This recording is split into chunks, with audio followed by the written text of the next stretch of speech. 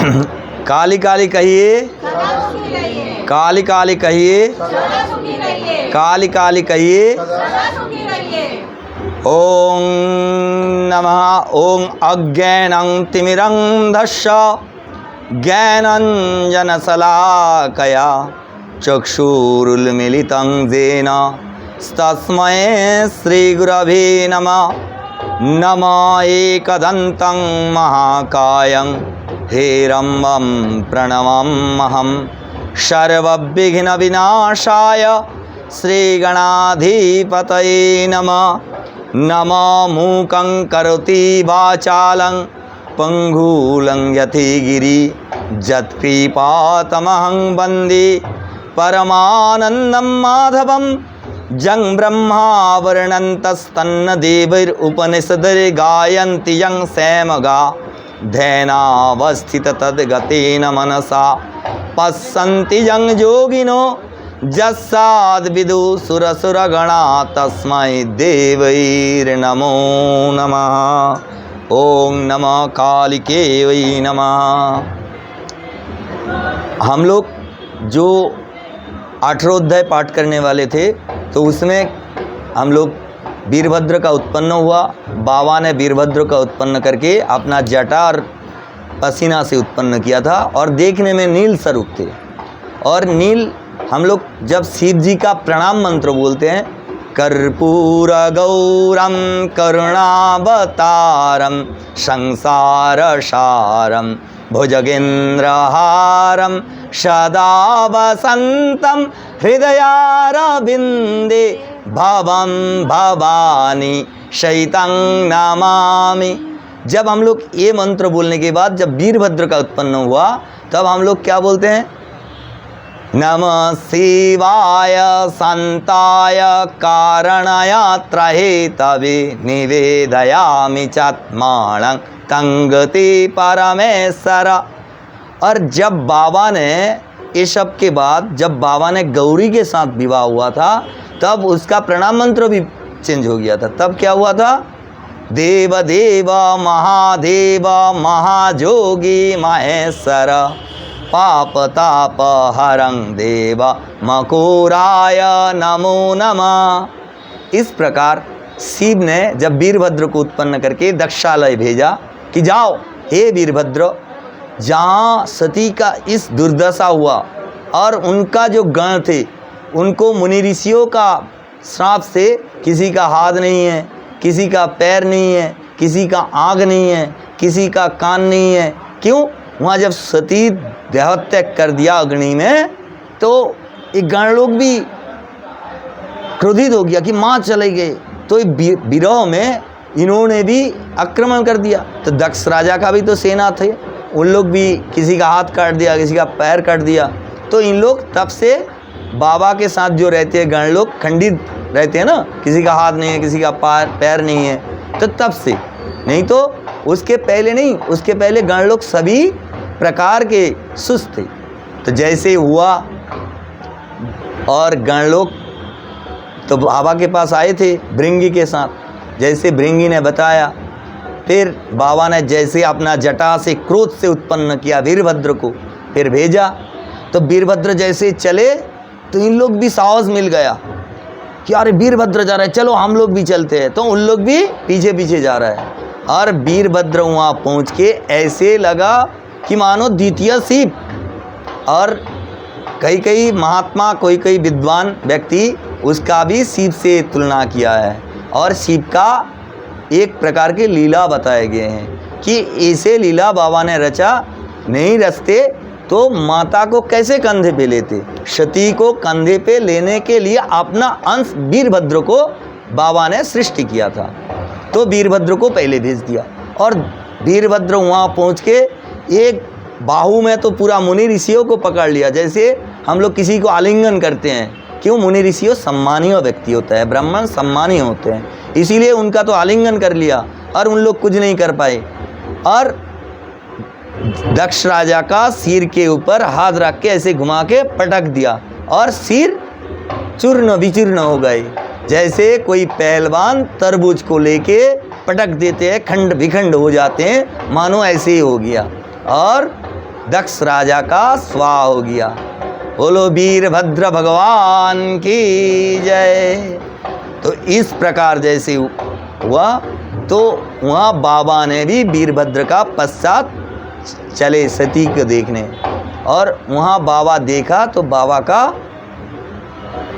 एकदम शरीर सुन्न विसुन्न हो गया सती विरह में। तो उन्होंने अपना त्रिनेत्र ना खुल जाए, त्रिनेत्र खुल जाने में पूरा सृष्टि लय हो जाएगा। क्यों? ब्रह्मा विष्णु महेश को माँ ने जब जन्म दिया था, तीनों को अपने अपने काम सौंपा था। और जैसे सद्गुण में भगवान विष्णु को उत्पन्न किया था महाकाली ने, तो उनको पालन के लिए, और रजगुण में भगवान ब्रह्मा को उत्पन्न करके उनको सृष्टि के लिए, और तमगुण में भगवान शिव को उत्पन्न करके उनको श्रृंगार के लिए। सृष्टि स्थिति लय तीन नहीं रहेगा तो बराबर नहीं होगा। अगर सब कुछ आपका यहाँ भी बत्ती जलता है तो माइनस प्लस चाहिए, तो इसलिए हम लोग का भी दिवा रात्रि होता है। तो इसके दिवा रात्रि के जो महत्व है, उसी प्रकार हमारा जन्म भी होगा और यहाँ कुछ कर्म भी होगा, उसके बाद मरण भी होगा। जैसे हम जन्म हुए थे हमारा, तो हमारा जब जन्म हुआ तब हमारा नाम नहीं था, सिर्फ हमारा सांसें थे। जब हमारा मरण होगा हमारा सांसें नहीं रहेंगे, नाम रह जाएगा। ये जो हमारा ये जो कर्म है, यही मेरा नाम है, मतलब सांस आने से सांस जाने का वही मेरा नाम है। तो वही सृष्टि स्थिति लय का यही मूल उद्देश्य है। तो इसीलिए श्रृंगार करता शिव, तो उन्होंने अगर त्रिनेत्र खोल दिया तो पूरा लय हो जाएगा। इसीलिए उन्होंने त्रिनेत्र नहीं खोला, जाके वहाँ सती के वहाँ देखा, तो अब सती का शरीर को अपने कंधे पे लेके उन्होंने नृत्य शुरू किया विरह में। तो इतना विरह कि पशु पक्षी वृक्ष सब रोने लगे बाबा का और कांपने लगे। जैसे कोई अगर कोई पहलवान जैसे कोई बच्चे को सामने नाचने लग जाए क्रोध से, तो बच्चे जैसे डरते हैं ना, तो उसी प्रकार सारे जीव देवता सब डरने लगे कि अब क्या होगा, ये तो त्रिभुवन लय, पृथ्वी टलने लगी। और वहाँ हरिद्वार में जहाँ दक्षालय जहाँ हवन हुआ था, वो दक्ष के राजा के वहाँ से सती का शरीर लेके बाबा ने अपना त्रिशूल हाथ में लेके नृत्य करने लगे। तब सारे देवता भगवान विष्णु के पास आए, बोला क्या होगा, हाहाकार मच गया। तब भगवान विष्णु ने बोला इसका भी उपाय है। तो अपना सुदर्शन चक्र को आदेश दिया, जाओ तुम बाबा का विरह, कोई चीज़ हमारा कोई अच्छे चीज़ है, हमारा बहुत पसंदीदा चीज़ है, अगर वो नुकसान हो जाता, हमारा आँख के सामने रहता, तो जैसे कोई किसी का मोबाइल का स्क्रीन फट गया, तो वो मोबाइल जितना टाइम आँख के सामने रहता है उतना टाइम दुख बढ़ता है। तो ये तो बाबा का अर्ध अंग है और भी ज़्यादा दुखित है। आपको हम प्राकृतिक नियम से समझाया, इससे वो नहीं, इनसे बहुत बड़ा दुख है। जैसे किसी का आँखें चले गए और उनका शरीर में, अगर वो मेरा सामने रहे, मेरा कोई प्रियजन है, तो किसी का हाथ चले गए, वो मेरा प्रियजन है, तो उसी प्रकार हम लोग कितना दुखित, जितना टाइम उनको देखते हैं उतना दुखित होते हैं। घर में कोई वैधिकग्रस्त हो जाए तो उनको भी देखते तो हम लोग दुखी नहीं हो जाते। तो वो तो उनका अर्धांगिनी है जो शरीर त्याग दिया, और त्यागने से पहले दक्ष को चेतावनी भी दिए थे। आप लोग को 17 अध्याय में हमने सुनाया था। तो ये जो दक्ष को चेतावनी देने के बावजूद भी दक्ष का ज्ञान नहीं हुआ कि तुमने हमें पुत्री रूप में पाने के लिए हजारों वर्ष तब किए थे, तब हम तुम्हारा पुत्री बने थे, तब भी उनका ज्ञान नहीं हुआ। क्यों? माँ को रचना था कि ये लीला, नहीं तो हम लोग को शक्तिपीठ जो 51 पीठ हमको नहीं मिलता। तो हम लोग के उद्धार के लिए, हम लोग के मनुष्यों के कल्याण के लिए, सारे जीव के हित के लिए माँ ने अपना शरीर ही त्याग दिया। ऐसे उदाहरण आप लोग माताओं में बहुत सारे हैं। आप लोग भूखे प्यासे भी बच्चे को खिलाते हैं, आपको खुद भूख लगते हैं, उसके बारे में ध्यान रहता है। वो तो जगत माता, जगत का कल्याणकारी, तो वो जगत के बारे में सोचते हैं, इसीलिए उन्होंने अपना शरीर त्याग के ये लीला रचे माँ ने। ये प्रकृति का एक लीला है माता का। बोलो सती माता की जय। तो ऐसे जब बाबा ने उठा के चलने लगे, सुदर्शन चक्र ने एक एक करके अपना अपना खंड सती का गिराते गए। बाबा को होश ही नहीं रहा विरह में। इतना हम लोग दुखी हो जाते हैं, हम लोग को होश ही नहीं रहता हम कपड़ा कैसे पहने, मलिन पहने कि क्या पहने। और वो तो बाबा सती का विरह में है, तो उनका क्या होश रहेगा कि क्या है नहीं है। बाबा ने अपना सब कुछ खो के माता को कंधे में लेके चलने लगे, और सुदर्शन चक्र भगवान विष्णु के आदेश में वो माता का शरीर का एक एक अंग करके 51 टुकड़े किए थे और 51 पीठ बने। तो इसी प्रकार जहाँ हमारा कलकत्ता में काली घाट है, वहाँ भी माँ का चरण गिरा था। बोलो काली मैया की जय। इसी प्रकार आप लोग को भी मालूम है 51 खंड जो गिरा था, उसी में 51 शक्ति पीठ बने। और तब समग्र भारतवर्ष थे, तो हमारा भारत भाग नहीं हुआ था। उसमें पाकिस्तान में भी आया है और बांग्लादेश में भी आया है, और अभी भी जैसे ढाकेश्वरी मंदिर है, ढाका बांग्लादेश का राजधानी, वो भी एक पीठ है। चट्टग्राम में भी एक पीठ है। तो ऐसे हम लोग का तब अखंड भारतवर्ष का एक पीठ स्थान बन गया था 51 पीठ में। और बाबा का जब सती का और भी नहीं रहा, बाबा ने नृत्य करने लगे, और विरह नृत्य में तब उनको शांत करने के लिए, वैराग्य वेश में लाने के लिए सारे देवता ने स्तुति किया। तब दक्ष को सामने लाया गया। तो दक्ष को कैसे जीवित करेंगे? तो ब्रह्मा के आदेश में दक्ष जो है ब्रह्मा का मानस पुत्र थे, तो इसीलिए छाक जो बकरी नहीं है उसका मुंड काट के जो दक्ष के सिर में लगाया, और दक्ष बोल नहीं पाया। इसीलिए हम लोग बाबा का जब पूजन करते हैं, बम बम बम बम बम बम बम बम बम बम करते ना, तो ये दक्ष ने बैबे करने लगे थे। तो बाबा ने क्रोधित के समय लगा कि ये बम बम बोल रहा है। उसी प्रकार से हम लोग जब भी पूजन करते हैं दक्ष से लिया हुआ, और बाबा ने उसमें संतुष्टि हुआ, बाबा का स्तुति करने लगे। और उसी दिन से कोई भी यज्ञ हो, शिव विहीन यज्ञ व हवन नहीं हो सकता। जो दक्ष ने किया था वो गलत किया था, इसीलिए ये साझा दक्ष को मिला। अपना सिर के जाए बकरे का सिर व छक का सिर लग गया था। तो इसीलिए हम लोग का वो जो है दक्ष जी का बम बम से हम लोग बाबा का पूजन करते।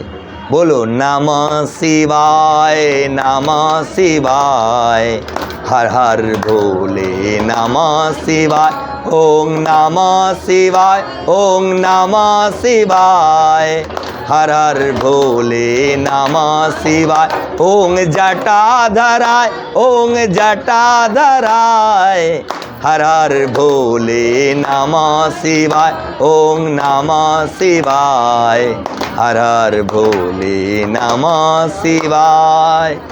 बोलो श्री भगवान की जय।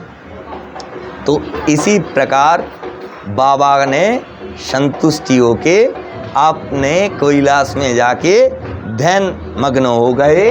और उसी प्रकार हमारा बाबा का जब विरह शोक शांति के लिए हम लोग जो 20 अध्याय व 20 तो वो 20 अध्याय हम लोग बाबा का विरह और शोक शांति के लिए ये जो स्तप करने लगे उसका वर्णन कर रहे हैं। तो बाबा ने जैसे उसने अपना शरीर में सती को नहीं देखा, दक्ष ने जब बाबा का स्तुति किए तब दक्ष का जो बकरे का ये आया सिर, उसके बाद बाबा ने अपना क्रोध को शांत करने के लिए और अपना दुख को शांत करने के लिए कैलाश में बैठ गए। इसलिए हम लोग बाबा को बोलते हैं शांताकारं भुजंगहारम। बाबा संत होके शिव का जो सर्प का हार है वो धारण करते हुए उन्होंने ध्यान मग्न हो गए। तो ये जो बाबा जब ध्यान मग्न हुए तब बाबा ने कठिन तप करने लगे। महाकाली का, जिसने बाबा को उत्पन्न किया था, तो महाकाली का जब ध्यान करने लगे तो खड्गं चक्रं गादेषु चापं परिघाणं शूलं भुसंडिं नरासिर खड्गं। बाबा ने ऐसे माँ का ध्यान किया जो विशाल का है, और खड्ग भी हाथ में है, चक्र भी हाथ में है, तो उनका ध्यान करने लगे, जो महाकाली का स्वरूप है, जिनका 10 हाथ। बोलो महाकाली माँ की जय। ओं काली अंकाली अंकाली अंकाली अंकाली अंकाली अंकाली महाकाली अंकाली अंकाली महाकाली अंकाली अंकाली महाकाली। जैसे माता का ध्यान करने लगे, धीरे धीरे बाबा ध्यान में चले गए, और संत धीरे धीरे अपना जो विरह, हम लोग का जब विरह होता, कोई कष्ट होता, हम लोग धीरे धीरे मेडिटेशन करते हैं, मतलब मनन ध्यान। तो जैसे ध्यान लगाते हैं हम लोग, कभी भी किसी का मन चंचल है, मन स्थिर नहीं है, तो उनको एक दीपक घर में जलाना है, और दीपक को रख के उसके सामने बैठ के आप ध्यान करिए माता का। कितना भी आप मन विचलित है, काली काली जप करते रहिए, आपका वो कल्याण ही कर देंगे। आपका मन का जो विचलन है, जो मन का अस्थिरता है, जो मन में नाना प्रकार का विकार है, वो सारे खंडन हो जाएगा, और आप माँ को ध्यान करते हुए आपका सारे कल्याण। इसलिए हम लोग बोलते हैं सारे बिगड़े बनाने वाली, और कोई नहीं बनाते। जितना भी बिगड़ जाता है, सब कुछ बिगड़ जाता है, तो बनाने के लिए यही माँ के पास आता है। और आप लोग इतना भाग्यवान हैं, यही माता का जो कथा है, बृहत कालिका पुराण कथा, आप लोग को माता के मंदिर में, ये महाकाली का स्वरूप 10 हाथ वाला, इस मंदिर में आप लोग को बहुत लाख पुण्य करने की वजह से यहाँ सुनने को मिला। तो इसीलिए ये आप लोग को माता जी के पास आना भी चाहिए, और माँ का ध्यान करते हुए कथा सुनना चाहिए। ये बहुत पुण्य फल है। ऐसे ही माता जी का कथा सुनने के लिए आपको टीवी में, यूट्यूब में, कहीं भी जाइए, आपको मिल जाएगा श्रीमद् भागवत महापुराण, जो 18,000 श्लोक, 335 अध्याय, 12 स्कंद भागवत। लेकिन कालिका पुराण क्यों नहीं करते? इसका करने के लिए शुद्ध आचरण होना चाहिए, और माता का पूजन अच्छा पंडित जी भी करने में डरते हैं। क्यों? माँ को कोई डरना नहीं है। हम लोग माँ से डरते हैं कि पिताजी हमको मारते नहीं हैं। आप लोग भी, आप माताओं में, आप लोग भी, बच्चे आप लोग से जितना प्यार भी करते हैं, इतना डरते भी हैं। क्यों? जो पिता है, पापा कभी किसी को मारते हैं? नहीं ना। पापा अगर कभी किसी को डांट देते तो उतना काफ़ी होता है, लेकिन मारते कौन है? माँ। और सुधारते कौन है? माँ। और बनाते कौन है? माँ। तो आप लोग ही माँ हैं, और हम लोग का जन्म माँ से जन्म हुआ, और माँ से लय होगा, और माँ ही हमारा वेद है। क्यों? हमारा जो भी कोई जीव है, उनको माँ ही दिखाते हैं, उनका पिता कौन है। तो इसीलिए आदि गुरु माता बंदी पितारी चरण। अगर कोई व्यक्ति, कोई भी ग्रह, कोई भी दोस्त, कोई भी